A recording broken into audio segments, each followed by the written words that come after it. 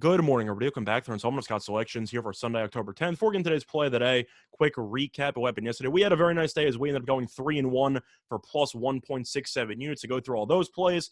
Yesterday's play of the day video, we had the boxing fight. We had Fury and Wilder over 7.5 rounds at minus 115 on DraftKings, and that won as Fury won by 11th round knockout. Fight was absolutely nuts. One of the best fights I've ever seen live, and Fury at the end of the day was running away on the scorecards because Wilder, after that 2 knockdown round, really didn't do much after. He was completely gassed, but the fight was still tremendous. Wilder's a warrior, like I thought he would be. And yeah, Fury ended up winning, but it went over, so we ended up cashing. And looking at the 3 college football plays from the joint video, we ended up going 2-1 on those. One with the Navy team total over 20.5 at minus 110 on BetMGM. That actually cashed in the first half. We won with Morehead State minus 3.5 against Presbyterian at minus 110 as Morehead won by 8.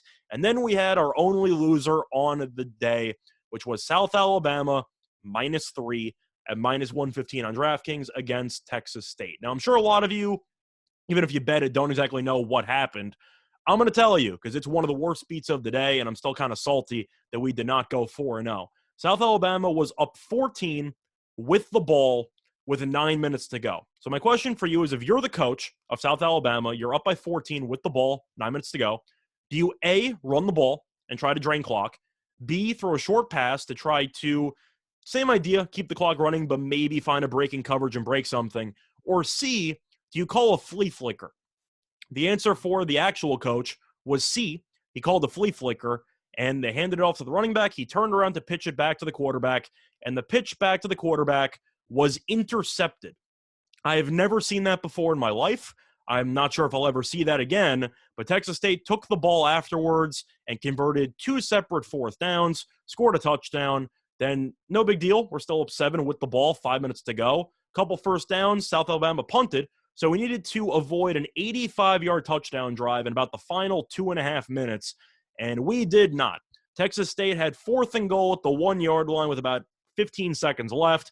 One play to win the game for us, and Texas State scored a touchdown. Game went to overtime. South Alabama got ball first, scored a touchdown in overtime, so we had one more chance at a stop, did not get it. Texas State scored a touchdown, and then South Alabama eventually lost the game outright in quadruple overtime. So, yeah, we had a really tough beat there. It was even tougher if you had South Alabama money line because, damn, that's brutal. But either way, 3-1 for plus 1.67 units. Very nice day, and we'll look for another winning day here on Sunday. And for the play of the day, looking at the NFL, we're going to be looking at a matchup between 2 AFC South teams as the Titans travel to take on the Jaguars. And we like a player prop for the video. It's going to be on A.J. Brown over 64.5 receiving yards at minus 115 on DraftKings. Time recording of 1:30 a.m. Eastern time. Couple reasons why I like the over in the spot. First of all, shopping around 64.5 is an absolute gift. You can find 68.5 on FanDuel, and Fox Bet has a 70.5. So you're saving 6 yards just by shopping your lines, which is very rare.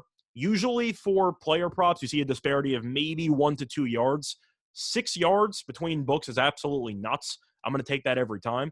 Now, looking at what happened to the Titans last week, they lost outright to the Jets in overtime. And the main reason why, they had absolutely 0 quality wide receivers. You had Josh Reynolds and a couple other guys because A.J. Brown and Julio Jones were both out because of injury. So Tannehill was throwing the ball to a bunch of nobodies. He got sacked a bunch of times, and Tennessee's offense definitely struggled. Now, looking at this matchup, A.J. Brown is back in the lineup. No hesitation. He ended up practicing a couple of times so far this week. So no restrictions of any kind. He should be playing about 90% of the snaps, at least 80, a minimum. But Julio Jones is still out, which means that A.J. Brown is now really the only competent wide receiver on the entire active depth chart. And I do expect Tannehill to go out of his way to target him because he definitely does not trust the other guys. Brown, we know, is an elite wide receiver when healthy, and I do think he'll do a very good job against this awful secondary. But looking at the awful secondary, the Jaguars are allowing 312.2 passing yards per game, which ranks 30th in the league. However, Jacksonville's defense actually underrated against the run. The Jaguars are only allowing 106.2 rushing yards per game, which ranks 13th in the league. So people are expecting Henry to carry the ball 30-something times for 140-something yards, which, don't get me wrong, maybe will happen.